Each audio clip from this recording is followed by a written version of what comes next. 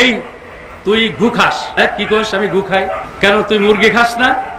না, মুরগি খাই। তো মুরগি গু খায়, তুই মুরগি খাস, অতএব তুই গু খাস। মাদ্রাসা জঙ্গি পয়দা হয়, মাদ্রাসা থেকে 37% আর্মিতে যাচ্ছে, অতএব বাংলাদেশের আর্মি এখন জঙ্গি হয়ে গেছে। আলাইকুম ওয়া রাহমাতুল্লাহি ওয়া বারাকাতুহু। সুপ্রিয় দর্শকবৃন্দ, মুসলমানদের উপর, বিশেষ করে মুসলমানদের ধর্মীয় প্রতিষ্ঠান, শিক্ষা প্রতিষ্ঠান, মসজিদ, মাদ্রাসা যারা ইমানদার হবে, এই ধরনের লোকেদেরকে সরকারি কোনো চাকরি দেওয়া হবে না। এরকম পদক্ষেপ স্বাধীনতার পর থেকে নেওয়া হয়েছে। মুসলমানদেরকে হেয় প্রতিপন্ন করা হয়েছে, বিশেষ করে বেশি ইসলামিক শিক্ষা ব্যবস্থার প্রতি বিশেষ করে হেয় প্রতিপন্নতা করা হয়েছে। প্রিয় বন্ধুগণ, এই পরিপ্রেক্ষিতে মুসলমান যারা হবেন, মাদ্রাসায় যারা শিক্ষিত হবেন, তাদেরকে কোনো প্রশাসনের কোনো সেক্টরে চাকরি দেওয়া হবে না। এখনও সেটা করা হচ্ছে। প্রিয় বন্ধুগণ, এটি কি করা উচিত?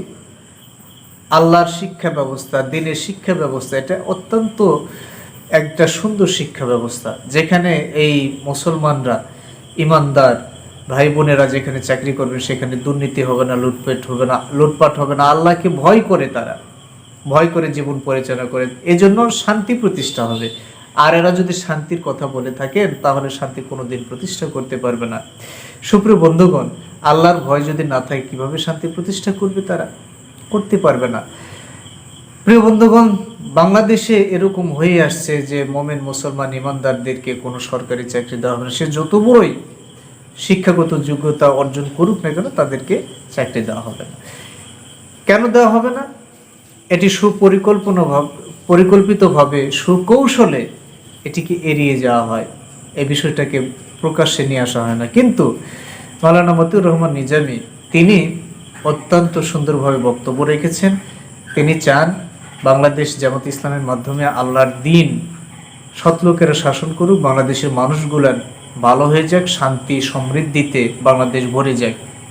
এই উদ্দেশ্য নিয়ে তিনি সুন্দর একটি বক্তব্য দিয়েছেন জামাত ইসলামের সাবেক আমির শহীদ নিজামী। চলুন তার বক্তব্যগুলো শুনে আসি।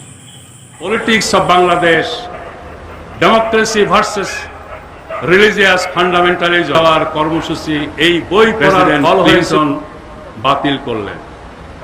গ্রামীণ ব্যাংকের প্রকল্প দেখতে যাওয়ার কর্মসূচি বাতিল করেছিলেন। এই দুইটি অফিসিয়াল ঘটনায় জঙ্গি তালাশ করেছেন। আবার মাদ্রাসায় জঙ্গি তালাশ করেছেন, ক্যান্টনমেন্টও নিয়ে ছেড়েছেন। মাদ্রাসায় জঙ্গি পয়দা হয়, আর মাদ্রাসা ছাত্ররা আর্মিতে যায়, অতএব বাংলাদেশের আর্মি জঙ্গি হয়ে গেছে। তুই গু খাস? হ্যাঁ, কি করিস? আমি গু খাই। কেন তুই মুরগি খাস না? না, মুরগি খাই। তো মুরগি গু খায়, তুই মুরগি খাস, অতএব তুই গু খাস।